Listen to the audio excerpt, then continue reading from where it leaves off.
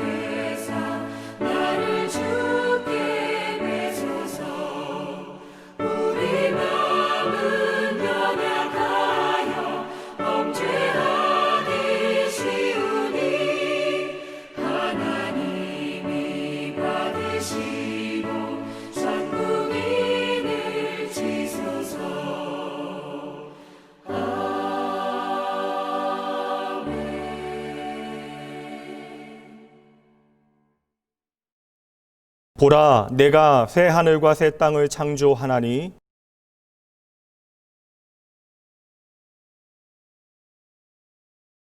너희는 내가 창조하는 것으로 말미암아 보라, 내가 예루살렘을 즐거운 성으로 창조하며 그 백성을 기쁨으로 삼고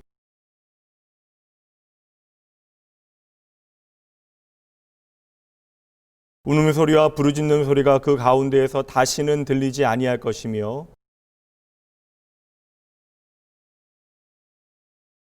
사자가 소처럼 짚을 먹을 것이며 뱀은 흙을 양식으로 삼을 것이니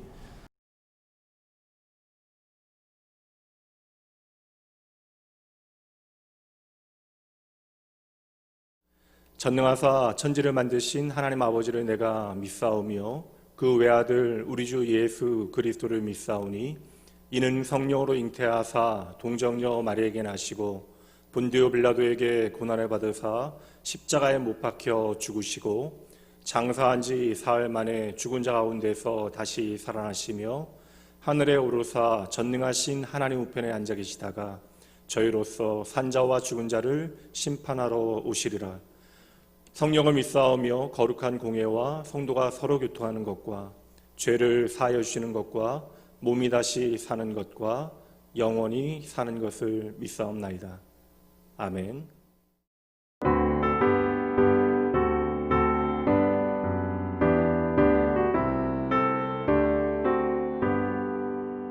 주 없이 살 수 없네 죄인의 구주여 그 귀한 몸의 피로 날 구속하소서 구주의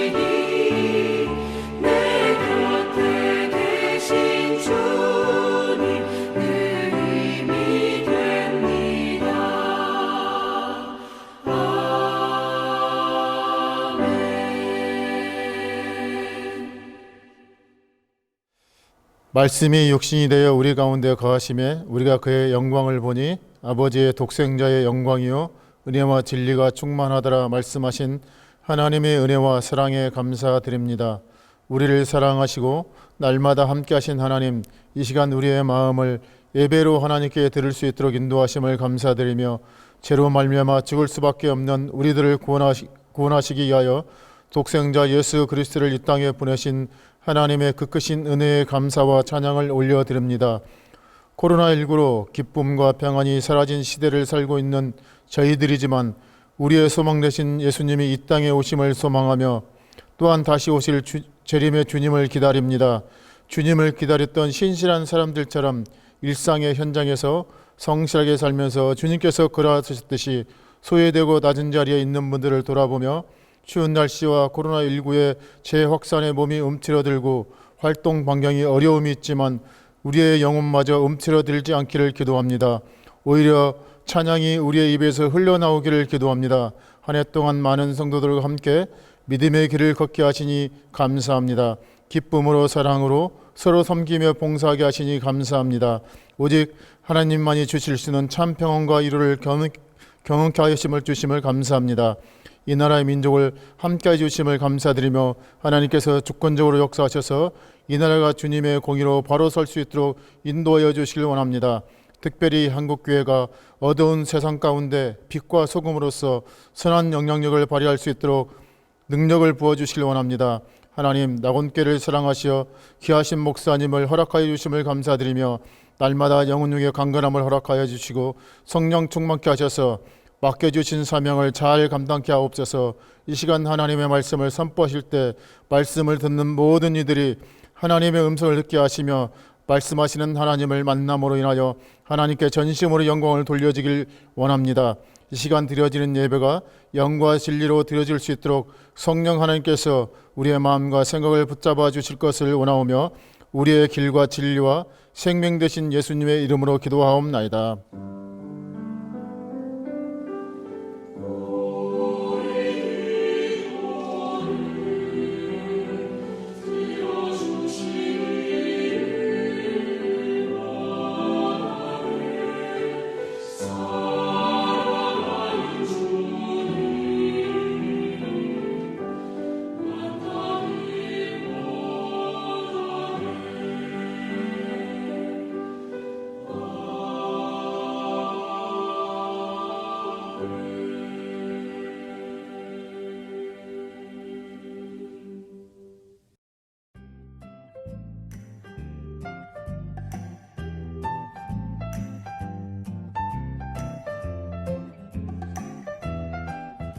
예수님으로 행복한 교회, 행복한 사람들. 2020년 12월 마지막 주일 낙원교회 교회 소식입니다. 할렐루야! 2020년 마지막 주일 예배에 함께하신 여러분 모두를 환영합니다. 주의 은혜 안에 한 해를 마무리하고 2021년 새해를 맞이하는 송구 영신 예배가 12월 31일 목요일 밤 10시 40분에 있습니다. 예배당에 모여 함께 예배하진 못하지만 각자의 자리에서 예배함을 통해 주 안에서 한 해를 마무리하고 새해를 시작하시기 바랍니다.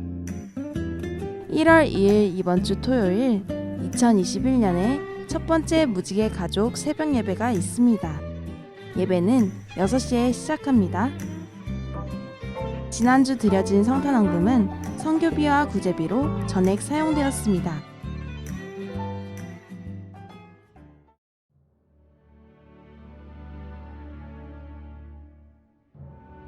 오늘 우리에게 주시는 하나님의 말씀 시편 23편 4절 말씀입니다. 내가 사망의 음침한 골짜기로 다닐지라도 해를 두려워하지 않을 것은 주께서 나와 함께 하심이라. 주의 지팡이와 막대기가 나를 안위하시나이다.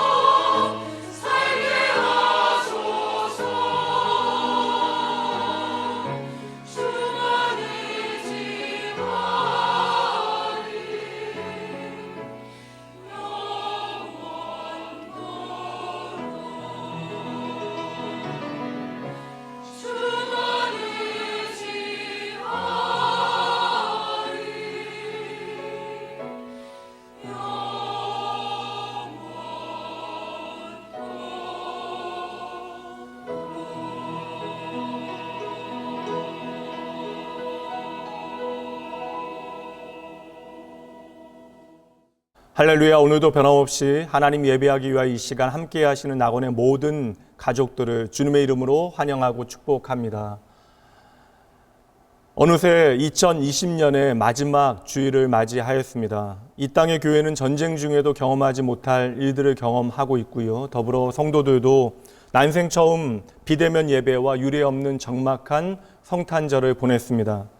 해외의 한 유명 일간지는 지난주 성탄 주간에 헤드라인에 코로나19가 메리 크리스마스에서 메리를 사라지게 만들었다라고 말했고요. 자조적으로 금년에는 메리 크리스마스에서 메리는 빼고 인사하자라고 이야기하기도 했습니다. 지금 상황이 어떠한가를 설명하기 위한 것이지만 우리는 그럼에도 그 말에 동의할 수 없죠. 우리에게 주어지는 성탄의 기쁨과 감사는 팬데믹이 연기처럼 사라지게 만들 수 있는 성질의 것이 아닙니다. 성탄의 참된 기쁨, 그 깊은 감사는 어떤 무도와 상황, 조건에 달려있는 것이 아니기 때문에 그러하죠. 오직 단 한 가지의 고백, 단 하나의 고백에 달려있는 것입니다. 한번 따라해 보시죠. 예수 그리스도는 나의 유일한 구원이십니다. 아멘. 성탄은 오늘도 내 삶에 임마누엘 하시는 하나님을 믿음으로 바라보게 만드는 거예요. 그러니 여러분, 오늘도 우리의 삶에 예수 그리스도의 그 이름만이 유일한 비교 불가의 소망되어짐을 꼭 반드시 기억해 주셔야 합니다. 매년 성탄 시즌이 되면 유니버셜 발레단에서 호두깎이 인형을 정기 공연으로 올리게 되어집니다. 1986년에 초연한 이래 33년간 단 한 차례도 빠짐없이 매년 공연했어요. 요 사이는 워낙 유명해서 성탄 기간에는 한 달 동안 공연을 하기도 했습니다. 금년에도 티켓팅이 진행되기는 했지만 결국 코로나로 인하여 취소되어졌어요. 모든 일상이 멈추고 예배까지도 드릴 수 없는 상황 가운데 공연 하나가 취소되어진 일이 대단한 뉴스가 되어질 수는 없지만 호두깎이 인형의 주인공인 소녀 클라라인데요. 그 클라라가 아침에 눈을 뜨게 되어졌을 때 모든 일상이 다시 회복되어지고 돌아온 것과 마찬가지로 우리도 아침에 눈을 뜨게 되어지면 이 모든 혼란이 사라지고 모두가 코로나 이전의 일상으로 돌아갈 수 있으면 좋겠다라고 하는 생각을 해봅니다. 여러분 믿으셔야 돼요. 그저 꿈 같은 이야기가 아닙니다. 저와 여러분에게 그 새로운 아침을, 소망의 아침을 주시기 위하여 하나님께서 오늘도 그 새로운 아침을 빚고 계십니다. 여전히 갈 길이 멀어 보이기는 해요. 그러나 이미 희망의 불씨가 보입니다. 우리 모두를 서로 멀어지게 만들었던 코로나19가 우리에게서 점점 그렇게 멀어져 갈 것이에요. 우리가 그렇게 다시 함께 하게 되어질 그날까지 여러분들은 마땅히 지켜야 하는 그 자리 잘 지켜주셔야 합니다. 그리고 여러분이 바로 예수 그리스도의 그 산소망의 증인이 되어지셔야 합니다. 이제 정말로 한 해 동안 우리의 삶에 하나님이 어떠한 분이신가를 기억해내고 하나님이 베푸신 은혜를 돌아보아야 하는 때입니다. 다른 일에 분주하고 관계를 살피는 것보다 이 일이 우리에게 참으로 중요한 일이에요. 올 한 해 우리의 삶에 참으로 다양한 사연들이 있겠지만 그럼에도 한 해 동안 나를 돌보아 주신 하나님께 우리는 언제나 하나님께 부족하잖아요. 그럼에도 불구하고 내가 하나님 앞에 지키지 못한 약속들이 많음에도 불구하고 언제나 변함없이 신실하셨던 그 좋으신 하나님께 여러분 이제는 마음 다해 감사하며 그 하나님의 일하심을 기억해 내셔야 하는 것입니다. 그 신실하신 하나님께서 2020년 마지막 주일에 우리에게 주시는 말씀입니다. 한 해를 마무리하고 새로운 한 해를 시작해야 하는 저와 여러분에게 하나님께서 어떠한 말씀을 하고 싶어 하시는지 말씀에 담긴 하나님의 마음을 차분하게 따라가 보도록 합니다. 오늘 말씀은 이 말씀으로 이 구절로 열도록 하겠습니다. 요한복음 14장 27절입니다. 평안을 너희에게 끼치노니 곧 나의 평안을 너희에게 주노라. 내가 너희에게 주는 것은 세상이 주는 것과 같지 아니하니라. 너희는 마음에 근심하지도 말고 두려워하지도 말라. 잠시 찬양 들어보시죠. 평안을 너에게 주노라. 세상이 줄 수 없는 세상이 알 수도 없는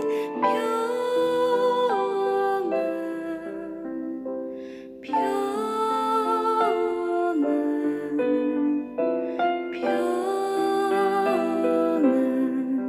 평안을 내게 주노라. 성도 여러분, 하나님은 오늘도 저와 여러분에게 하나님의 평안을 약속하십니다. 나의 평안을 너희에게 주노라. 오늘도 우리는 이 약속의 말씀 붙들고 눈에 띄는 그러한 기적을 바라보게 되어지는 것이죠. 당장 우리의 삶에 닥쳐온 모든 현실을 이겨내게 되어지기를, 그리고 나의 모든 약점을 극복하고 중한 병에서 낫게 되어지기를 원합니다. 그리고 감사하게도 우리의 삶에는 그러한 기적들이 일어나요. 폭풍 같은 모든 상황이 하나님의 은혜로 잠잠해지면 우리는 그렇게 가슴을 쓸어내리며 기쁨으로 하나님 앞에 감사하게 되어집니다. 그렇게 내 삶에 하나님의 은혜가 임하게 되어지면 그 평안 가운데 긴장했던 얼굴이 밝아지고 얹힌 듯 답답했던 그 모든 속이 평안해집니다. 성도 여러분, 오늘 저와 여러분은 나의 평안을 너에게 준다라고 하시는 하나님의 약속을 믿기에 우리의 삶에 그 어떤 사납고 무서운 폭풍이 몰아친다 할지라도 하나님 앞에 기도할 수 있는 것이에요. 그러나 오늘 우리에게 닥친 당장의 팬데믹이 그러하듯 좀처럼 지나가지 않고 오랫동안 우리를 괴롭히는 폭풍도 있습니다. 우리는 몇 달이고 몇 년이고 저 멀리 지평선을 바라보며 무리를 걸어 나에게 오시는 주님을 고대하게 되어지고 때로는 주님께서 풍랑을 잠재우시며 나에게 당장 평안을 주시기를 갈망하지만 인생의 쓴맛을 여러 번 본 사람은 그러한 믿음의 문제가 우리의 삶에 얼마나 어려운가를 잘 알고 있죠. 우리는 분명 기도를 통하여 내 마음의 평안을 경험하게 되어지지만 실제 우리의 삶에 눈에 보이는 변화와 회복은 여전히 저 멀리 있는 것처럼 보여지는 순간들이 있습니다. 그러나 여러분 잘 보셔야 돼요. 오늘 우리는 눈에 보이는 온갖 기적을 바라고 있지만 하나님께서 오늘 우리에게 가장 먼저 주시기 원하는 평안은 마음의 평안, 바로 예수 그리스도의 평안입니다. 예수님께서 말씀하시는 나의 평안은 세상은 결코 이해하거나 해석하거나 누릴 수 없는 평안이 되어지는 것이죠. 성도 여러분, 그 평안은 내가 사망의 음침한 골짜기를 정신없이 헤매고 있을 그때 집을 떠나 흉년을 만나 돼지우리에서 돼지 사료를 먹고 있을 바로 그때 내가 정신 못 차리고 당장 취업이 막막하고 병이 악화되어지고 결혼 생활이 엉망이 되어지고 내 뜻대로 되는 일 하나도 없어요. 그때 그렇게 나의 모든 것이 무너져 내릴 때 나에게 찾아오는 깃드는 평안입니다. 우리는 때때로 내가 통제할 수 없는 풍랑을 만나게 되어집니다. 그 순간 우리의 인생의 최고의 기적은 바로 내 마음에 상황과 상관없는 주님의 평안이 임한다라는 것이죠. 내면의 확고한 믿음, 그 평안을 가진다라고 하는 것은 결코 여러분 쉬운 일이 아니에요. 세상에서 성공하는 것, 돈 많이 버는 것과는 상관없는 문제가 되어지는 것입니다. 물론 우리 안에 믿음이 자라나고 더불어 우리가 믿음을 배우게 되어지면 걸핏하면 겁을 먹고 불안에 사로잡히는 이들은 조금씩 사라지게는 되어집니다. 그러나 인생은 여전히 고되고 인간은 누구나 흔들리게 되어집니다. 이 땅에서 인생을 우리와 같이 살아가셨던 예수님께서도 겟세마네에서 심히 고민하고 불안해하셨어요. 그러나 그 모든 고통의 시간을 통하여 그 마음의 평안을 되찾아내십니다. 상황이 변한 것이 아니잖아요. 그토록 괴로워했던 고난의 자는 여전하였어도 주님은 평안을 누리십니다. 그리고 주님은 침착하고 용기를 내어 그 모든 일을 하나하나 감당해 내십니다. 성도 여러분, 잊지 마셔야 돼요. 저와 여러분의 구원의 유일한 한계 되신 예수님도 암울한 날의 모든 절망을 이기고 평안을 찾기 위하여 하나님 앞에서 씨름하셨다라는 것이에요. 오해하지 마셔야 합니다. 우리의 인생의 믿음의 확신이 날마다 전진만 하게 되어지는 것이 아니에요. 우리는 믿음의 여정에서 2보 전진했다가 때로는 1보 후퇴하기도 합니다. 그럼에도 하나님께서 결코 나를 놓지 아니하시기에 때로는 우리가 1보 전진하고 한없이 후퇴한다 할지라도 하나님께서 친히 우리와 함께 하시기에 반드시 우리는 주님과 함께 이 믿음의 여정을 잘 끝마치게 되어질 것이에요. 하나님의 말씀과 함께 시간을 보내는 그래도 그러한 환경이 되어져 있는 저의 삶 가운데서도 사나운 풍랑 가운데 절망하게 되어지는 시간들이 때때로 있습니다. 그 풍랑은 느닷없이 제 삶에 닥치기도 하고 제가 자초하기도 하는 것이에요. 어느 날에는 하나님께 실망하여 아침에 눈뜨기조차 싫은 그 어느 날 아침도 있고요. 또 많은 순간은 나에게 실망하여 하루를 시작할 용기가 없을 때도 제 삶에 많이 있습니다. 오늘도 저와 여러분은 그렇게 상황이라고 하는 풍랑에 한없이 흔들리고 내 마음의 열등감과 죄책감, 불신앙이라고 하는 그러한 풍랑에 표류하고 있는 것이죠. 그러나 여러분 잊지 마셔야 돼요. 바로 그때 우리는 기억해야 하는 것입니다. 정신없는 풍랑에 내 삶이 한없이 흔들리 그때 하나님의 평안, 그 주님의 평안이 내 삶에 임한다라는 것이에요. 그래서 오늘도 우리는 풍랑 가운데 나와 함께 하시는 주님을 선명하게 보게 되는 것입니다. 내 삶에 아무 문제 없을 때는 우리가 주님의 이름은 부르지만 주님을 외면하였어요. 그런데 내가 폭풍으로 휘청거리게 되어질 그때에 우리는 주님께서 나에게 평안으로 찾아오신다는 사실을 경험하고 깨닫게 되는 것이죠. 주님은 그때에 우리의 바깥 폭풍을 잠잠케 하시기도 하시고요. 주님은 그때에 내 마음을 폭풍 가운데 잠잠하게 하시기도 하십니다. 어떤 것이든 주님은 언제나 나의 영혼을 평안하게 하시는 분, 그리고 오늘 주님께서 어떠한 방법으로 우리의 삶에 평안을 주실지 아무도 모릅니다. 다만 이 시간 제가 알고 확신하는 것은 하나님께서 오늘 저와 여러분에게 당신의 평안을 약속하신다라는 것이에요. 바로 여기서부터 우리는 다시 시작해야 하는 것입니다. 데살로니가후서 3장 16절 말씀입니다. 함께 읽어보죠. 평강의 주께서 친히 때마다 일마다 너희에게 평강을 주시고 주께서 너희 모든 사람과 함께 하시기를 원하노라. 아멘. 우리의 인생에 내가 감당하지 못할 태풍이 불어올 때가 있습니다. 태풍은 우리의 삶에 엄청난 손실과 피해를 만들어내는 재난입니다. 결코 우리의 삶에 달가운 손님이 되어질 수 없어요. 그러나 만약 태풍이 불어 지구의 온도를 조절하지 않으면 이상기후 현상과 생태계에 큰 이변이 미치게 되어지는 것입니다. 그래서 태풍을 지구의 청소부라고 부르기도 하는 것이에요. 당장 태풍은 우리의 삶에 큰 재난같이 여겨지지만 태풍은 인간이 그 삶에 저지른 쓰레기를 청소하는 믿음직한 환경업체가 되어집니다. 오늘 우리의 삶이 뒤집혀진 것처럼 보여져요. 그러나 여러분 기억하셔야 돼요. 우리의 삶이 그렇게 뒤집혀지는 그 순간 우리의 영혼은 바로 그때 비로소 숨을 쉬게 되어지는 것입니다. 그런 여러분, 우리의 삶이 우리에게 어떠한 폭탄을 던져 놓는다 할지라도 단 한 가지 그 시간 하나님을 기억해 내시면 돼요. 그래야 우리가 살게 되어지는 것입니다. 우리가 오늘 어떠한 문제 앞에 서 있느냐, 그것보다 더 중요한 것이 있습니다. 우리가 가장 먼저 깊이 생각해서 답해야 하는 질문이 바로 이것이에요. 나는 언제 하나님의 임재를 깊이 경험하였나? 우리가 인생의 풍파에 시달리다 보면 언제 파도가 나를 덮을지, 언제 벼락이 칠지 두려워하며 눈앞에 있는 풍랑과 그 먹구름에서 눈을 떼지 못해요. 그렇지만 여러분 보세요. 이것이 우리의 문제였습니다. 환경이 문제가 아니었던 것이죠. 우리는 언제나 성난 파도가 우리를 향하여 몰려올 때, 그렇게 성난 파고가 우리를 뒤덮을 때에 예수님을 바라보기보다 그 폭풍을 먼저 바라보았던 것이죠.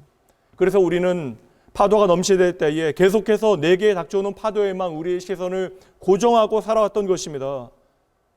그리고 그 순간 우리 인생에 하나님이 어떠한 분이신가를 우리는 놓치게 되어지는 것이죠. 그러나 여러분, 바로 그 순간 내 인생 최고의 카운셀러 성령 하나님께서는 나에게 물으십니다. 당신은 신실한 하나님을 언제 경험하였습니까? 우리는 그저 기도할 때마다 내가 얼마나 오늘 힘든가에 대해서만 말해요. 물론 좋아요. 그러나 내 인생에 몰아치는 그 폭풍이 얼마나 무시무시한가에 대해서만 우리는 쏟아놓고 있는데, 성령 하나님께서는 그 순간 우리에게 끊임없이 묻고 계시는 것입니다. 너는 지금 나의 임재를 느끼고 있니? 성도 여러분, 우리가 폭풍과 풍랑, 파도에 휘청거리 그때 우리는 신실한 하나님만이 나의 피난처 되시며 반석임을 기억해내야 하는 것입니다. 내 지난날에 내가 받았던 하나님의 위로와 도움을 기억함으로 우리는 폭풍 가운데 든든한 반석 위에 내 자리를 옮겨놓게 되어지는 것이죠. 여러분, 오늘 우리의 진짜 문제가 무엇입니까? 오늘 나의 문제가 그저 곧 지나가게 되어질 폭풍입니까? 아니면 오랫동안 내가 잊고 있었던 하나님의 생생한 임재의 경험입니까? 우리가 폭풍이 아니라 거대한 태풍 가운데 있을지라도 내 삶에 언제나 신실하셨던 하나님의 임재 안에 살아갈 수 있다면, 그 하나님의 임재를 기억해낼 수 있다면 우리는 어느새 태풍의 중심에 있는 그 눈에 있는 잔잔한 피난처에 자리 잡게 되어지는 것이죠. 그러니 오늘 저와 여러분이 단단히 붙잡아야 하는, 나를 살릴 수 있는 구명되는 신실한 하나님에 대한 나의 지난 기억, 하나님에 대한 옛 기억이 되어지는 것입니다. 그러므로 위기에 강한 믿음의 사람은 나의 과거에 하나님께서 도우셨던 하나님에 대한 기억이 많은 사람입니다. 쉽게 얘기해서 하나님과의 추억이 많은 사람이라는 거예요.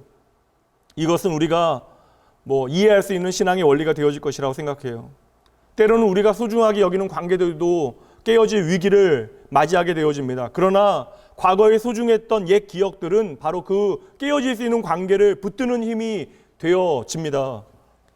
저와 여러분이 당장 천둥 번개를 멈추게 하고 성난 파도를 잠재울 수는 없어요. 그러나 바로 그 순간 우리는 나의 생명줄이 무엇인가를 기억하고 그 생명줄을 붙잡을 수는 있습니다. 사무엘상 4장 말씀에 보면 이스라엘은 신흥 강국 블레셋의 공격을 받게 되어질 때 그들은 깨달아요. 우리 힘으로는 도무지 이길 수 없는 상대이구나. 20년 전 블레셋은 이스라엘 군대 수만 명을 사륙하였어요. 그리고 또다시 이스라엘은 강자의 무력 앞에 몸을 떨어야만 합니다. 과거에 크게 실패했던, 패배했던 기억이 그들의 몸을 얼어붙게 만든 것이에요. 그런데 블레셋이 다시 쳐들어왔을 그때에 리더였던 사무엘은 백성들에게 영적인 무장을 점검하게 합니다. 이스라엘은 오랫동안 하나님께 불순종하고 세상의 우상들을 섬기며 살아왔어요. 이스라엘이 과거에 처참하게 패배했던 그 자리에 그들이 두려워 떨고 있을 그때에 사무엘은 백성들과 함께 금식을 선포하고 회개하고 하나님을 다시 예배하기 시작합니다. 이렇게 이스라엘 백성들이 하나님께로 내 인생의 발걸음을 옮기게 되어지자, 내 삶에 함께 하셨던 하나님을 기억해내자 빼앗겼던 하나님의 언약궤가 돌아오게 되어지고 이스라엘은 다시 하나님의 임재와 동행을 확신하게 되어집니다. 여러분, 환경은 변한 것이 없는데 모든 것이 그 순간에 뒤바뀌게 되어져요. 전쟁에 패배하고 언약궤를 빼앗겼던 바로 그 자리에서 이스라엘은 하나님의 임재의 약속을 붙들고 강적을 파멸시킵니다. 바로 그때에 리더였던 사무엘은 이 사건이 우리가 반드시 기억해야 하는 그런 사건임을 직감하고 하나님의 은혜의 손길을 놓치지 아니하도록 기념비를 세우게 되어지는데요. 이 기념비의 이름이 바로 에벤에셀입니다. 들어보셨잖아요. 사무엘상 7장 12절 말씀입니다. 사무엘이 돌을 취하여 미스바와 센 사이에 세워 이르되 여호와께서 여기까지 우리를 도우셨다 하고 그 이름을 에벤에셀이라 하니라. 여호와 하나님께서 여기까지 우리를 도우셨다. 에벤에셀은 바로 도움의 돌, 바로 도움의 반석이라고 하는 뜻이에요. 이스라엘 백성들에게 도움의 반석은 바로 여호와 하나님이셨던 것이죠. 내 삶의 비극적인 상황과 어려움이 닥쳐온다 할지라도, 그래서 내 뼛속까지 두려워 떨게 되어진다 할지라도 나를 도우시는 하나님께서 나를 구원하신다라고 하는 사실을 기억하라는 것입니다.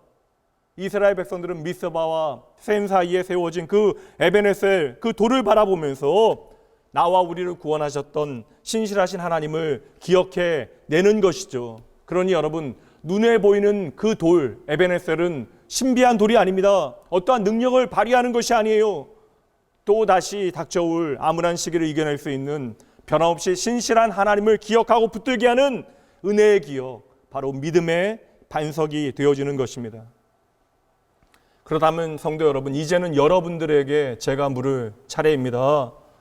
2020년을 잘 마무리하고 2021년 새로운 항해를 시작해야 하는 여러분에게 나를 도우시고 구원하신 하나님을 붙잡게 만들 에벤에셀이 있습니까? 그저 두려워 떨고 있는 어린아이와 같은 나를 골리앗 앞에 선 소년 다윗과 같이 만들 여러분의 마음에 새겨져 있는 신실한 하나님에 대한 분명한 기억을 오늘 여러분이 가지고 계시냐라는 것이에요. 이집트의 피라미드, 중국의 만리장성, 로마의 콜로세움, 미국의 자유의 여신상, 프랑스의 에펠탑, 한 나라와 도시를 상징하는 자랑스러운 건축물들은 거대한 기념비가 되어지는 것이에요. 그래서 모든 사람들로 하여금 그 나라와 도시를 기억하게 만듭니다. 반대로 죽음과 고통이 가득했던 그곳에도 기념비가 세워집니다. 베를린에는 홀로코스트를 기억하기 위해서 콘크리트 블록 2,711개가 세워졌고요. 뉴욕시에는 9.11 테러 때 무너진 세계 무역센터 자리에 그라운드 제로라고 하는 추모 공간이 만들어졌습니다. 이처럼 꼭 거대한 기념물이 아니라 할지라도 저와 여러분의 개인적인 인생 가운데 그 모든 성공과 실패의 자리에 우리는 나름의 기념물을 자연스럽게 세우게 되어집니다. 그리고 그 모든 기념물들은 과거의 나를 기억하게 만드는 힘을 갖게 되어져요. 반면에 절망과 무기력과 실패에 빠진 나에게 찾아오시어 구원의 손길을 내미신 수많은 하나님의 은혜의 사건들을 우리는 그다지 기념하지 않습니다. 이렇게 절대적인 절망과 이미 끝장난 내 인생을 구원하신 하나님을 우리가 도무지 기억하지 아니하니 내 삶에 심지어 십자가조차도 스쳐 지나가는 상징처럼 여겨지는 것이죠. 십자가를 드문드문 바라보긴 하는데 그 십자가가 오늘 나의 삶에 살아있는 능력이 되어지지 못합니다. 예수님의 십자가는 오늘 저와 여러분의 삶에 가장 확실한 에벤에셀의 기념물이 되어져야 하는데 어느새 십자가를 바라보면서도 하나님의 평안과 하나님의 은혜를 누리지 못하게 되어진 것이죠. 성도 여러분, 그렇다면 오늘 예수님의 십자가는 여러분의 삶에 하나님의 에벤에셀의 증거가 되어집니까?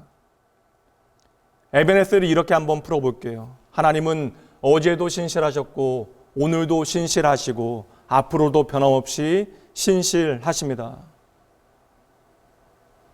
저와 여러분이 또다시 폭풍치는 바다에서 흔들리게 되어질 때에 지난날 내 삶에 신실하신 하나님을 떠올리며 그러므로 우리는 평안을 누려야 하는 것이죠. 하나님께서 약속하셨잖아요. 이제 예수 그리스도 안에서 우리의 모든 과거는 우리의 미래와 연결되어지는 것입니다. 골로새서 3장 15절부터 말씀 봅니다. 그리스도의 평강이 너희 마음을 주장하게 하라. 너희는 평강을 위하여 한 몸으로 부르심을 받았나니 너희는 또한 감사하는 자가 되라.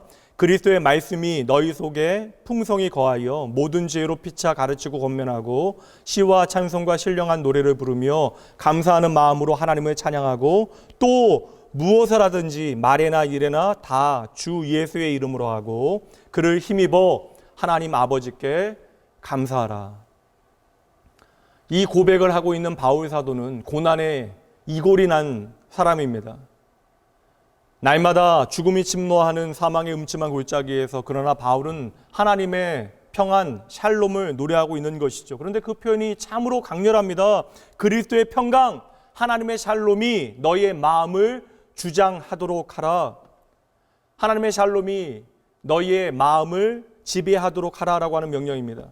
그러니 오늘 내 삶을 지배하고 있는 것이 무엇인지를 제대로 보라라고 바울 사도는 말하고 있는 것이에요. 그리스도의 평강이 내 마음을 주장하지 못하면 우리는 어느새 주님을 바라보다 그 파도에 빠져 들어갔던 베드로와 같이 두려움과 절망의 파도에 빠져 들어가게 되어질 것입니다. 죽음이 현실이 되어진 상황 가운데서도 바울은 하나님의 에베네스를 찾기 위하여 지난 날을 끊임없이 회상해 냅니다. 하나님이 나를 건지시고 나를 구하시고 나를 살려주신 인생의 수많은 구체적인 사건들을 기억해내고 오늘의 폭풍 가운데 신실하신 하나님을 단단히 붙잡게 되어졌던 것이죠. 그 결과가 모든 상황 가운데 하나님 앞에 감사하였던 것입니다. 성도 여러분, 그렇다면 이제는 여러분 차례입니다. 여러분은 모든 상황 가운데 하나님의 평안을 고백해낼 수 있는 그러한 은혜의 기억들을 가지고 계십니까? 사방이 무너져 버릴 것 같은 그러한 상황 가운데 나를 붙드셨던 하나님의 샬롬의 분명한 기억들을 여러분 가지고 계시냐라는 것이에요. 사랑하는 이를 떠나보낸 후에 나에게 찾아온 하나님의 위로를 기억하십니까? 내 마음이 찢어지는 고통 가운데 아파할 그때에 신실하신 하나님의 붙드심과 회복을 여러분 기억하십니까? 돈이 없어 궁핍할 그때 쓸 것을 공급하여 주신 하나님의 구체적인 은혜를 오늘 여러분은 기억하고 계십니까? 여러분은 하나님의 평안이 다양하게 내 삶에 찾아왔던 바로 그때 그 자리에 대한 분명한 기억을 가지고 계시냐라는 거예요. 오늘 예배 마친 다음에 잠시 지난 한 해 여러분의 인생의 모든 여정 가운데 나와 함께 걸어주셨던 하나님을 돌아보시죠. 2020년 많은 사람들이 참으로 버거웠던 한 해의 시간을 보냈는데 신실하신 하나님에 대한 기억, 그 에베네셀의 기억을 우리가 단 하나도 되살리지 못한다면 그것은 정말 안타까운 일이 되어지는 것입니다. 그러니 오늘 지금 여기서 여러분 외치셔야 돼요. 여기까지 나를 도우신 주님이 오늘 나를 도우실 것이다. 나의 지난 삶을 돌아보기에 나흘이라고 하는 시간은 참으로 짧은 시간이지만 그러나 여러분 모든 상황과 이해를 초월하여 나에게 평안이 되어주셨던 하나님의 말씀과 사람과 사건과 찬양과 모든 것을 기억하여 여러분 차분하게 하나하나 적어보시죠. 이것도 이번 주 숙제입니다. 우리가 신실하신 하나님을 기억하는 에베네셀로 돌아가게 되어지면 오늘 우리는 내 삶에 신실하실 하나님을 단단히 붙잡게 되어질 것입니다. 그 기억이 오늘 우리를 다시금 일어나게 만들 거예요. 우리로 하여금 승리하게 만들 것입니다. 그러니 여러분 한번 따라해 보세요. 소망은 구원의 기억으로부터 자라납니다. 다시 한번요. 소망은 구원의 기억으로부터 자라납니다.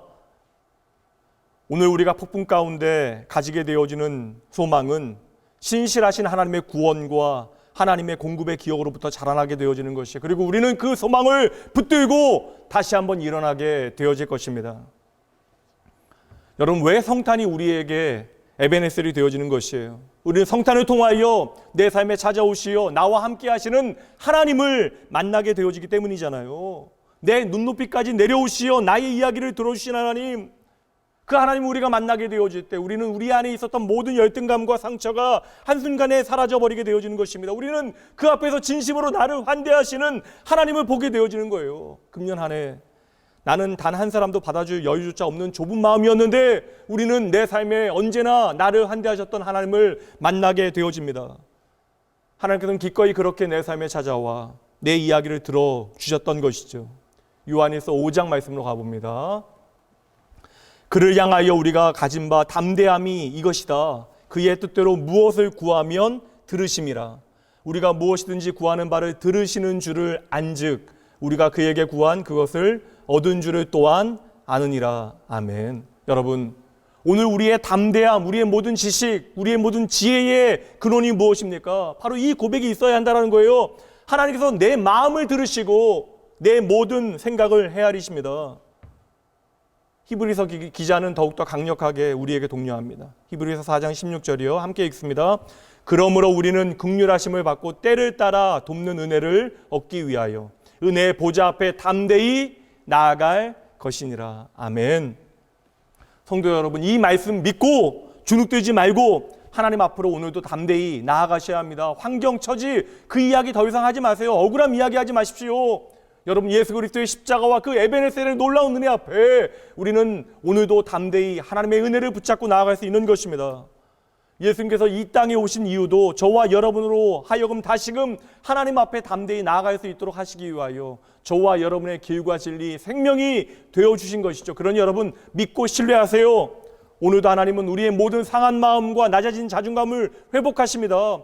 세상의 모든 사람들이 저와 여러분의 이야기에 귀 기울이지 않는다 할지라도 이 세상의 창조자, 이 땅의 주인 되신 하늘 아버지께서 지금 저와 여러분의 이야기에 귀 기울여 주십니다. 모든 지각에 뛰어나신 하나님의 평강이 오늘 이 시간 저와 여러분을 향하고 있다라는 것이에요. 오늘 저와 여러분은 예수님 때문에 어떤 경우에도 하나님께 그러므로 불청객이 될 수 없는 것입니다. 다시요. 하나님은 우리의 삶의 모든 시간, 모든 자리에서 저와 여러분을 환대하십니다. 그러니 오늘 이 기도가 여러분의 기도가 되어주셔야 합니다. 시편 5편 1절부터 말씀 봅니다. 여호와여 나의 말에 귀를 기울이사 나의 심정을 헤아려 주소서. 나의 왕 나의 하나님이여 내가 부르짖는 소리를 들으소서. 내가 주께 기도합니다. 여호와여 아침에 주께서 나의 소리를 들으시리니 아침에 내가 주께 기도하고 바라리이다. 아멘. 하나님께서 오늘 나의 말에 귀 기울여 주신다는 사실을 믿는다면 우리는 더 이상 두려워하거나 낙심할 필요가 없는 것이에요. 우리가 할 일은 단 하나, 하나님의 평안을 감사히 받고 누리는 것입니다. 요사이 새벽에 빈 예배당에서 설교한 다음에 목양실로 올라와 두어 시간 하는 일이 있습니다. 계속해서 시편 말씀을 읽고 묵상하는 일을 반복하고 있어요. 성도 여러분, 저는 믿고 확신합니다. 내 마음에 오늘 부딪히는 성경 구절 한 구절이 나를 일어나게 만드는 거예요. 나의 마음에 와서 꽂히는 그 말씀 한 구절이 오늘 저와 여러분을 살게 만드는 것입니다. 오늘도 하나님께서는 성육신하시어 임마누엘의 주님으로 나의 말씀을, 나의 말을 다 들어주십니다. 그렇다면 마땅히 이제는 우리가 주님의 음성에 귀 기울여야 하는 것이죠. 이것은 단지 세상의 원리가 아니에요. 기브앤테이크가 아닙니다. 내 마음을 쏟아놓을 때에 그 모든 마음을 들어주시는 주님으로 내가 샬롬하게 되어졌다면 이제는 믿어야 돼요. 주의 말씀에 귀 기울이는 것이 나에게 복이라고 하는 사실을 우리가 알아야 하는 것입니다. 여러분 아셔야 돼요. 그 크신 하나님께서 오늘 내 삶에 말씀하신다라는 것, 오늘 우리에게 하나님의 마음이 쏟아지고 있다라는 것입니다. 오늘도 하나님은 당신의 말씀으로 우리의 삶에 힘을 더하시고 위로하십니다. 그 말씀이 오늘 본문의 말씀으로 잡은 시편 23편 말씀이에요. 1절부터 제가 말씀 천천히 읽어볼게요. 여호와는 나의 목자시니 내게 부족함이 없으리로다. 그가 나를 푸른 풀밭에 누이시며 쉴만한 물가로 인도하시는도다. 내 영혼을 소생시키시고 자기 이름을 위하여 의의 길로 인도하시는도다. 내가 사망의 음침한 골짜기로 다닐지라도 해를 두려워하지 않을 것은 주께서 나와 함께 하심이라. 주의 지팡이와 막대기가 나를 안위하시나이다. 주께서 내 원수의 목전에서 내게 상을 차려주시고 기름을 내 머리에 부으셨으니 내 잔이 넘치나이다.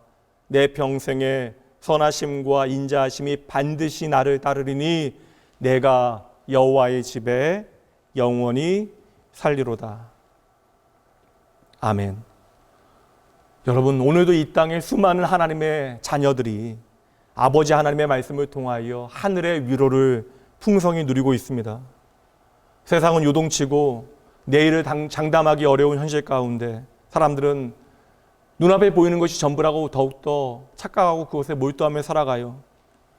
더욱더 휴대폰에 눈을 고정하고 그것을 의지하게 되어집니다. 그러나 여러분, 휴대폰에서 눈을 떼셔야 돼요. 그래야 여러분을 향하신 하나님의 음성을 제대로 듣게 되어지는 것입니다. 그래야 여러분의 얼굴에 가득했던 그 불안이 사그러들게 되어지는 것이죠. 여러분의 삶에 진정한 평안을 누릴 수 있는 곳이 어디예요? 어디서 여러분은 평안을 찾으시겠습니까? 휴대폰입니까? 아니면 하나님의 말씀입니까? 오늘 여러분이 진정 믿고 의지할 수 있는 분이 누구인가를 돌아보세요. 그분이 진정 하나님이시라면 여러분 오늘 그분의 말씀에 얼마나 귀 기울이고 계십니까? 오늘 우리는 내가 의지하고 있는 것에 내 마음을 몰두하고 있어요. 내가 바라보는 것에 몰두하고 있습니다. 그렇다면 오늘 여러분은 진정 하나님의 말씀에서 진짜 평안을 누리고 계십니까? 이건 정말 훈련이 필요한 것 같아요. 모든 사람들은 폭풍 가운데 당황하게 되어집니다. 어두운 폭풍 가운데 방향을 찾으려 할 때 우리는 그래서 하나님의 말씀보다 험악한 날씨에서 눈을 떼지 못하는 것이죠. 나도 모르게 폭풍을 관리해 보겠다라고 집중하고 있는데 그 순간 우리는 진정 도움을 구할 수 있는 분이 바로 여호와 하나님이라고 하는 사실을 잊게 되어지는 것입니다. 이해해요, 여러분. 천둥 번개가 치게 되어지면 그것을 바라보게 되어지는 것은 당연한 일입니다. 그것은 본능이에요. 그러나 하나님의 사람은 그 인생의 경험 가운데 천둥 번개가 치는 그 위협 가운데 하나님의 말씀을 통하여 내가 하나님의 임재를 누릴 수 있다는 사실, 더 구체적으로 내가 하나님의 날개 그늘 아래에 들어가 평안을 누릴 수 있다는 사실을 믿게 되어지는 것이죠. 여러분, 하나님께서 내 곁에 함께 한다는 사실을 믿어야 내가 물에 빠져도 구해달라고 주님을 향하여 외치죠. 베드로는 그것은 잘했잖아요. 하나님께서는 오늘도 수많은 성경 속의 인생의 이야기를 통하여 저와 여러분에게 말씀하고 계십니다. 우리들로 하여금 다른 이들을 은혜롭게 도우신 하나님 아버지의 이야기를 듣고 나도 그들처럼 하나님께서 나를 도우실 것을 확신할 수 있도록 이 말씀을 통해서 우리에게 끊임없이 도전하고 계시는 거예요. 저에게 성경의 모든 기록은 하나님께서 내 삶에 얼마나 신실하신가에 대한 약속이 되어지고 기록이 되어지는 것입니다. 증거가 되어지는 것이에요. 성도 여러분, 하나님의 말씀이 나의 영혼 깊숙이 들어오게 되어지면, 통과하게 되어지면 우리는 언제나 하나님의 임재가 우리에게 주는 깊은 은혜, 그 평안을 누리게 되는 것이에요. 오늘 내 삶에 하나님의 말씀이 같이 흘러간다라고 하는 것은 내가 바로 하나님의 임재 앞에서 살아간다라는 것입니다. 그러므로 여러분, 분명해요. 어제도 오늘도 내일도 하나님의 말씀은 우리의 삶의 유일한 힘과 위로와 능력이 되어집니다. 2020년 우리의 삶에 태풍이 불어 닥쳤어요. 그러나 오늘 우리는 여전히 이 자리에 있잖아요. 우리는 여전히 이 자리에서 하나님을 예배하고 있잖아요. 우리는 여전히 이 자리에서 하나님의 말씀에 귀 기울이고 있잖아요. 그렇다면 내 삶에 오늘 감당기 어려운 고난과 어려움이 있다 할지라도 여러분 믿으셔야 돼요. 로마서 8장 31절, 만일 하나님이 우리를 위하시면 누가 우리를 대적하리요? 여러분, 하나님께서 오늘도 내게 말씀하시고 오늘 내가 그 하나님의 말씀을 붙잡고 나의 능력 삼는다면 누가 감히 우리를 대적하며 망하게 하겠습니까? 여러분, 이 말씀 여러분의 구체적인 삶의 자리로 가져와서 여러분 적용해 보세요. 여러분의 삶의 자리에서 구체적인 여러분의 대적이 누구인가를 한번 떠올려 보시죠. 당장 내가 갚아야 되는 부채와 해고와 갈등과 질병과 문제와 고난과 박해와 배고픔과 깨어진 모든 관계들, 우리는 그렇게 나를 힘들게 만드는 모든 것들 앞에서 오늘도 두려워하고 있습니다. 하지만 여러분 믿으셔야 돼요. 이제 우리는 예수님 때문에 하나님의 사랑에서 우리를 끊을 수 있는 것이 아무것도 없다는 사실을 믿어야 하는 것입니다. 로마서 8장 37절 말씀, 그러나 이 모든 일에 우리를 사랑하시는 이로 말미암아 우리가 넉넉히 이긴다.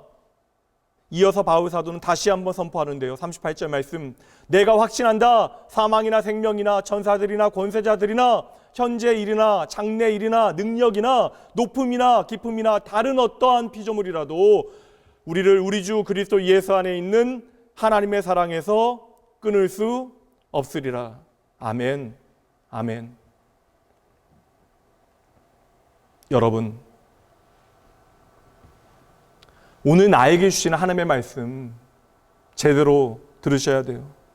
이 말씀이 바로 나를 살리는 하나님의 은혜, 하나님의 능력, 하나님의 위로, 하나님의 격려가 되어지는 것입니다. 모든 것이 무너지는 상황 가운데서도 하나님이 나를 위하여 일하고 계신다는 약속의 말씀 붙들게 되어지면 여러분 내 마음이 안심하게 되어지는 거예요. 하나님께서 내가 보지 못하는 곳에서도 일하신다는 사실을 믿게 되어지면 흔들리는 내 마음 갈피 잡게 되어지고 그 마음이 놓이게 되어지는 것입니다. 오늘 내 삶이 어떠한 고난 가운데 있을지라도 내가 여전히 너를 위하여 일하고 있다라고 하나님께서 말씀하시기에 어느새 우리의 삶에 그렇게 무겁고 버거웠던 짐들은 가벼운 멍에가 되어지는 것입니다. 오늘 우리는 그러므로 반드시 나에게 말씀하시는 하나님 만나야 합니다. 시편 46편 10절 11절 말씀이에요. 이르시기를 말씀하시기를 너희는 가만히 있어 내가 하나님됨을 알지어다. 내가 문 나라 중에서 높임을 받으리라. 내가 세계 중에서 높임을 받으리라 하시도다. 만군의 여호와께서 우리와 함께 하시니 야곱의 하나님은 우리의 피난처시로다. 아멘. 오늘 우리는 가만히 있어 하나님의 하나님됨을 알아야 하는 것입니다. 가만히 있어 하나님의 하나님됨을 알라. 이 말씀은 손에서 힘을 빼라라는 거예요. 나의 손에서 힘을 빼고 모든 일을 하나님께 맡겨드리라는 뜻입니다. 결코 뻔하고 진부한 말씀이 아니에요.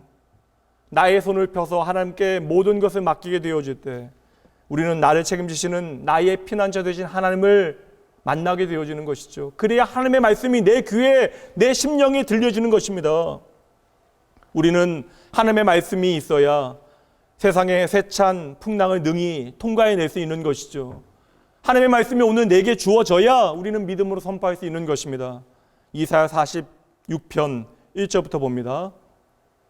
하나님은 우리의 피난처시요 힘이시니 환난 중에 만날 큰 도움이시라. 그러므로 땅이 변하든지 산이 흔들려 바다 가운데에 빠지든지 바닷물이 솟아나고 뛰노든지 그것이 넘침으로 산이 흔들릴지라도 우리는 두려워하지 아니합니다. 전 세계적인 재난과 국가적인 혼란, 경제적인 어려움에도 그렇게 모든 것이 무너지고 몰락하는 것처럼 보여질지라도 그래서 오늘 내가 숨어버리고 싶고 도망가 버리고 싶은 바로 그때 여러분 그렇게 바닷물이 솟구치고 산이 흔들릴 그때에도 그 모든 곳의 주인이 여호와 하나님, 그 하나님은 오늘 우리의 삶의 자리에 바로 그곳에 함께 하십니다. 그 모든 시간, 그 모든 자리에서 하나님 언제나 저와 여러분의 넉넉한 피난처가 되어 주시겠다 약속하십니다. 그러니 내 마음이 한없이 무너지는 그 순간에도 우리가 하나님의 말씀 그 성경의 마음을 쏟게 되어지면 더 구체적으로 우리가 창세기와 모세오경, 시편과 복음서, 바울서신서와 요한계시록을 펼치게 되어지면 우리는 그 모든 곳에서 나를 도우시는 하나님의 임재를 만나게 되어지는 것이죠. 폭풍 가운데 우리가 혼자라고 하는 어둠의 거짓말, 여러분 성경에 기록되어진 진리의 빛에 산탄이 부서져 버림을 믿으셔야 하는 것입니다. 2021년 하나님의 말씀과 함께 여러분 다시 시작하셔야 돼요. 성경은 그저 우리 인생의 만병통치약이 아닙니다. 바로 하나님 아버지를 만나는 가장 확실한 길이 되어지는 것이에요. 그리고 우리가 날마다 하나님의 말씀을 통하여 하나님을 만나게 되어지면 우리의 삶은 날마다 새로운 아침이 되어질 것입니다. 우리가 성경을 제대로 읽기 시작하고 그 말씀을 사랑하게 되어지면 나의 자금은 더 이상 열등감이 아니라 하나님의 크심을 보여주는 통로가 되어지는 것이죠. 예레미야가 3장 22절 23절 말씀. 여호와의 인자와 긍휼이 무궁하심으로 우리가 진멸되지 아니합니다. 이것들이 아침마다 새로우니 주의 성실하심이 참으로 크십니다. 여러분, 오늘 저와 여러분이 이 모든 환난 가운데 살게 되어지는 길, 그것은 날마다 새롭게 나의 구주를 만나는 일입니다. 그래서 우리가 복음서를 읽으며 주님을 통하여 허다한 군중 가운데 나도 그 말씀 들어야 하는 것이고 주님께서 친히 행하시는 일들을 나도 보고 그들과 함께 놀라야 하는 것이죠. 오늘도 예수님은 나의 모든 폭풍 가운데 친히 걸어 들어오십니다. 오늘도 하나님의 말씀을 통하여 내 삶의 거센 풍랑을 잠잠케 하십니다. 오늘도 하나님은 당신의 말씀으로 우리 가운데 성육신 하시어 임마누엘 하십니다. 오늘도 하나님은 그 살아있는 말씀으로 그렇게 저와 여러분을 구원하시고 회복하십니다. 수십 년 동안 교회에 다니신 한 집사님께서는 성경이 도무지 안 믿어지고 안 읽혀진다는 말씀을 하세요. 솔직하시기는 한데 참으로 답답한 일입니다. 하나님이 나의 구원이시고 나의 생명이심을 믿는데 그분의 말씀은 안 믿어진대요. 세상에 이만큼 답 없는 아이러니가 어디 있겠습니까? 방법은 단 하나예요. 오늘부터 당장 그 말씀 읽기 시작하셔야 합니다. 세상에 수많은 나의 믿음의 형제와 자매들이 말씀을 통하여 생명을 얻고 더 풍성히 얻고 있는데 우두커니 우리가 구경꾼의 자리에서 성경이 두껍다라고만 이야기하는 것이 전부가 되어지면 안 된다는 것이죠. 성경이 영 힘들게 여러분에게 다가오신다면 여러분, 저와 같이 우선 시편 말씀부터 읽기 시작하시면 돼요. 시편 말씀은 여러분 개인적인 고백으로 가득 차 있습니다. 선하고 은혜로운 하나님을 찬양하는 다양한 삶의 이야기가 이곳에 담겨져 있는 것이죠. 대신 여러분 몇 시간 만에 내가 시편 150편을 다 독파해내겠다, 다 읽겠다 하지 마시고 시간이 날 때마다 시간을 내서라도 차분하게 읽고 또 말씀을 읽어보세요. 적어도 시편 한 편을 천천히 10번 이상 읽어보실 것을 권하여드립니다. 사실 마음 같아서는 한 100번씩 읽어보시라고 권해드리고 싶어요. 한 해를 마무리하고 또 다른 한 해를 준비해야 하는 이때 하나님의 말씀 안에 푹 한번 잠겨 보시죠. 특별히 금년은 사람들과의 온갖 모임이나 만남도 없는 연말입니다. 그러니 하나님과의 진정한 교제의 시간, 하나님의 그 진정한 임재, 그 말씀 안으로 깊이 들어가 보는 시간 갖는 것 참으로 귀한 일입니다. 여러분을 참으로 사랑하시는 하나님께서는 잔잔하고 따뜻한 임재로 여러분의 몸과 마음을 깨끗하게 씻겨 주실 것입니다. 하나님의 평안을 진정으로 누리기 원하신다면 가장 믿음직한 확실한 방법, 바로 그분의 말씀을 통하여 하나님의 풍성한 평안을 누리는 것이에요. 2020년 마지막 주일 예배, 이 말씀과 함께 마치도록 하죠. 이 말씀 함께 읽어봅니다. 시편 119편 165절입니다. 주의 법을 사랑하는 자에게는 큰 평안이 있나니 그들에게 장애물이 없으리이다. 아멘. 잠시 기도합니다. 하나님, 나의 사랑하는 우리 아버지, 매일 우리의 삶 가운데 주시는 말씀을 통하여 아버지의 마음을 깨닫게 하시니 참으로 감사합니다. 오늘 저희들 하나님의 기쁘신 뜻 다 헤아릴 수 없다 할지라도 기쁨과 감사함으로 하나님의 거룩하신 초청에 믿음으로 응답하겠습니다. 이제 우리의 어둠을 비추어 주시는 빛 되신 주님만 바라보며 주님의 음성에 귀 기울이겠습니다.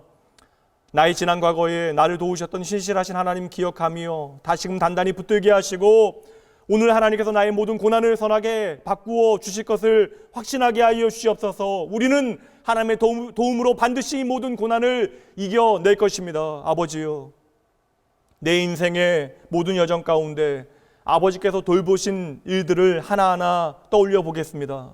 선하신 하나님께서 오늘도 그러므로 나를 반드시 지켜주심을 잊지 아니하겠습니다. 언제나 나의 도움 되신 하나님께 기도하기를 쉬지 말게 하시고 예상치 못한 방법으로 나를 보살펴 주신 하나님께 마음 다하여 감사하게 하여 주시옵소서. 주님의 음성 듣겠습니다. 주님 앞으로 나아가겠습니다. 이 시간 말씀 앞에서 결단하는 하나님의 사랑하는 자녀들의 그 진정한 마음을 받아주시고 순간순간 연약함으로 넘어지게 되어질 때마다 하나님 이들의 생각과 마음을 단단히 붙들어 주시옵소서. 2020년 그럼에도 모든 것이 하나님의 은혜였습니다. 한 해를 하나님의 시선 안에서 잘 마무리하게 하시고 새롭게 허락하신 한 해 주님의 마음으로 맞이하게 하여 주시옵소서. 한 걸음 한 걸음 주님의 말씀으로 믿음으로 걷게 하시고 그리하여 이 세상 가운데 능히 승리하게 하여 주시옵소서. 어제도 오늘도 내일도 우리의 삶에 언제나 신실하신 예수님 이름으로 감사하며 간절히 기도합니다. 아멘.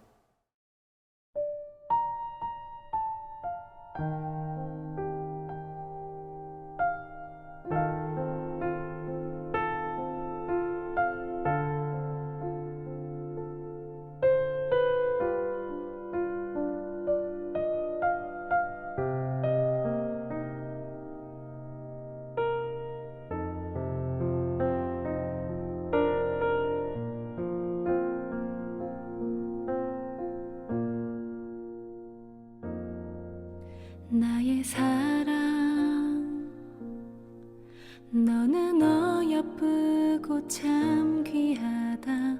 너는 보석보다 귀하다. 내가 사랑스럽지 않을 때 너를 온전히 사랑하고 너와 함께하려 내가 왔노라.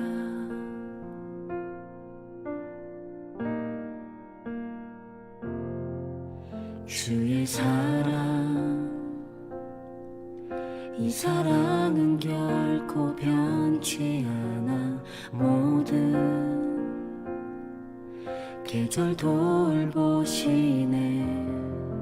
푸른 마르고 꽃은 시든 나 주의 말씀은 신실해.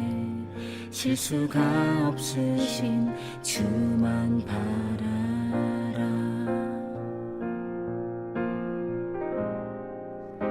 주님의 나라와 뜻이 나의 삶 속에 임하시며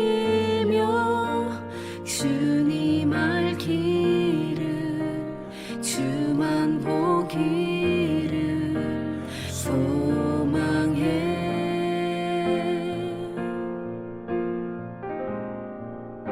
거룩히 살아갈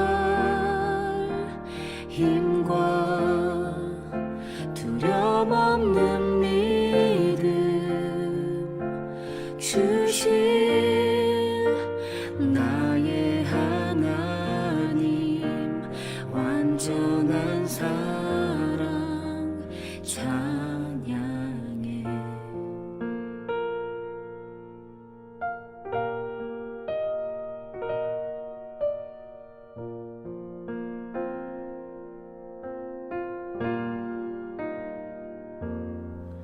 주의 사랑, 이 사랑은 결코 변치 않아. 모든 계절 돌보시네.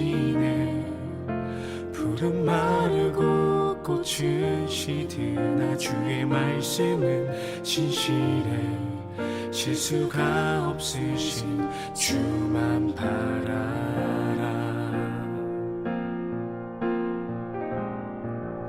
주님의 나라와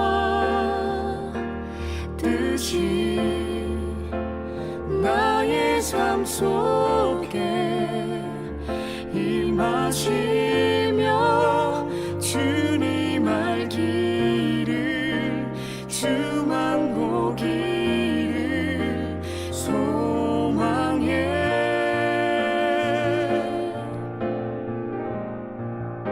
거룩히 살아갈 힘과 두려움 없는 믿음 주실 나의 하나님. 완전한 사랑 찬양해.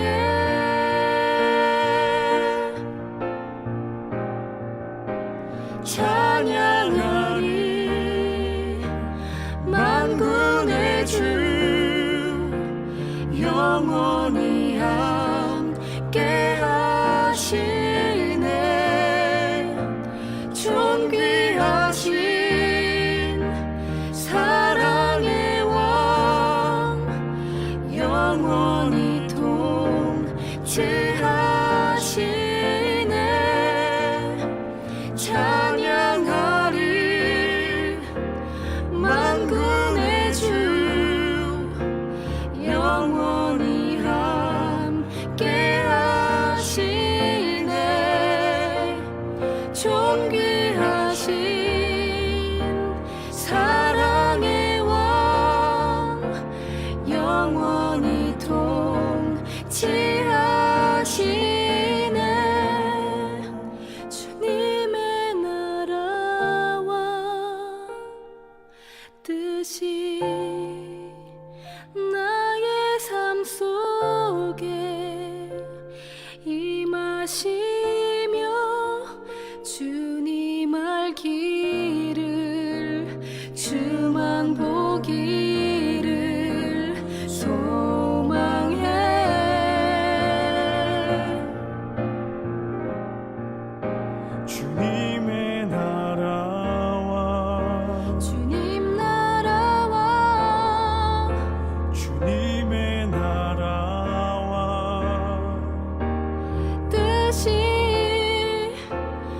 나의 삶 속에 임하시며 주님 알기를 주만 보기를 소망해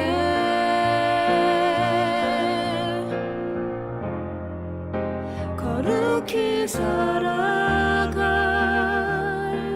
힘과 두려움 없는 믿음 주신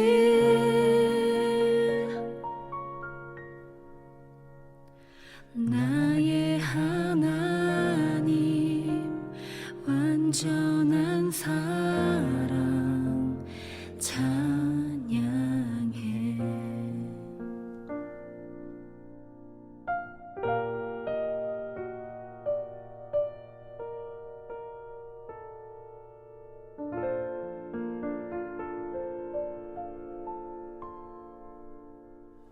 아버지 하나님, 이 시간 믿음으로 드려진 모든 하나님을 향한 소원과 감사의 고백 위에 주님께서 친히 함께 하시고 이들이 하나님 앞에 마음 다하여 드린 그 고백대로 이들의 삶에 임재하시어 주인 되어 주시옵소서.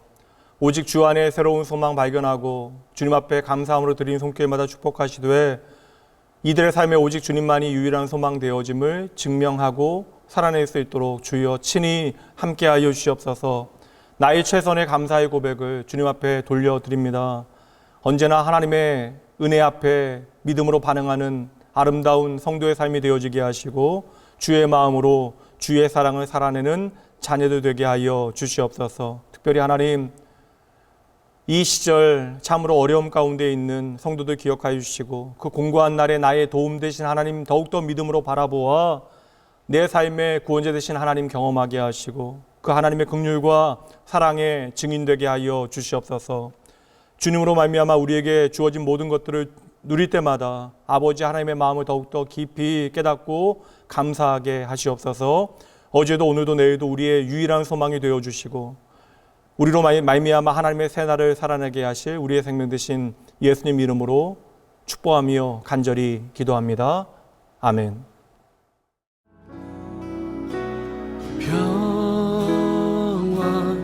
하나님의 평강이 당신의 삶에 넘쳐나기를. 평화 하나님의 평강이 당신의 삶에 가득하기를 축복합니다. 이제는 우리 주 예수 그리스도의 은혜와 하나님의 사랑하심과 성령 하나님의 함께하심이 내 삶의 모든 폭풍 가운데 나와 함께 하셨던 나를 도우셨던 하나님 기억하고 오늘도 살아있어 우리 가운데 역사하시는 주의 말씀 단단히 붙들고 내 삶의 주인 되신 하나님이 여시는 내일을 향하여 담대히 걸어가기로 작정하고 결단하는 주님 사랑하시는 주의 모든 자녀들과 이들의 가정과 일터 위에 현실의 무게에 신음하는 주의 몸된 교회에 사랑하는 지체들 위해 지금으로부터 영원까지 함께 있을지어다. 아멘.